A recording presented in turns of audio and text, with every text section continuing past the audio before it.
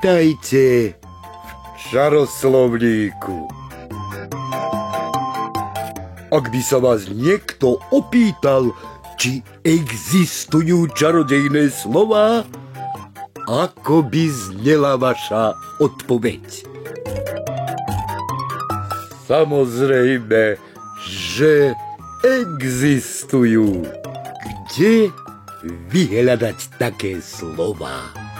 I hneď sa to dozviete, začína sa čaroslovník. A to ten najčaroslovníkovejší. Dnes sa naučíme čaroslovné slovo taška.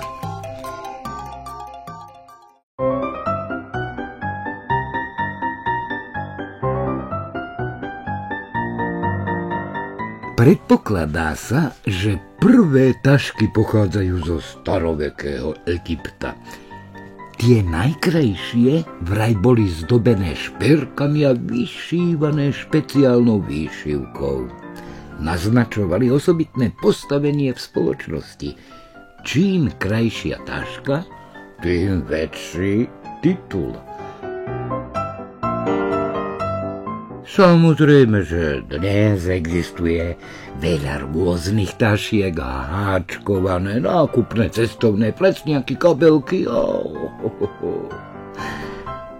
A viete, ktorá je najťažšia na svete?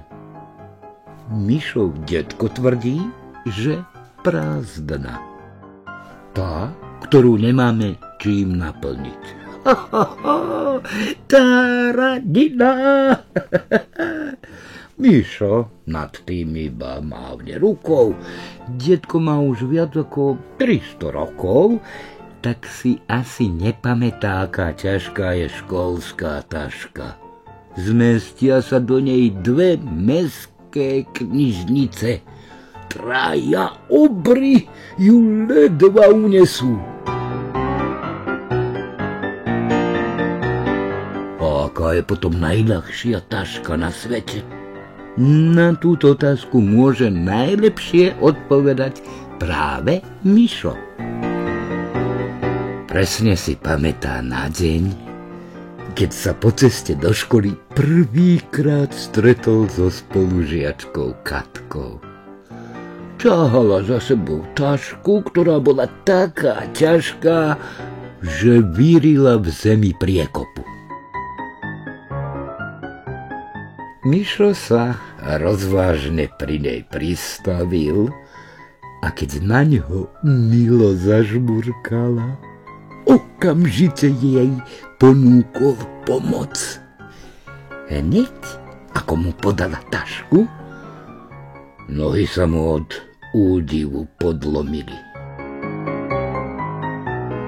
Keď si to závažie položil na chrbát, mal pocit, že nesie celú posilovňu.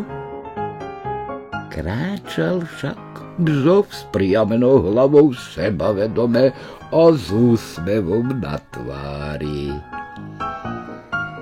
Hoci sa mu zdalo, že cesta do školy je dlhšia ako zvyčajne, Mišo ju predsa hrdinsky prebehol.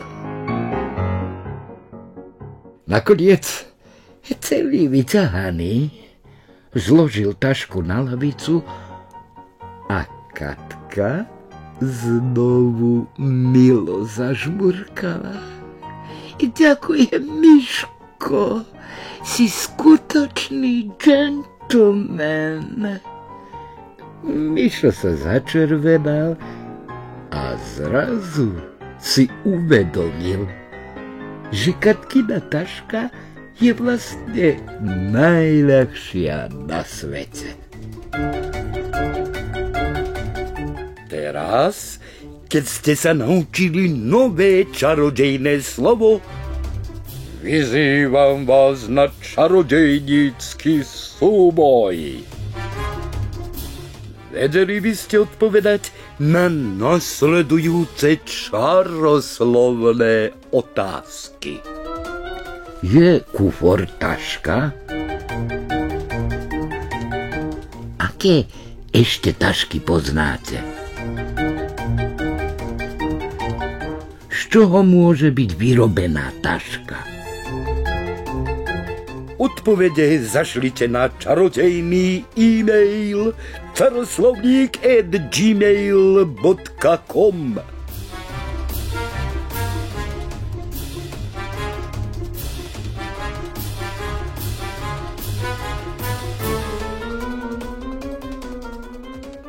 Do čaroslovníkovania.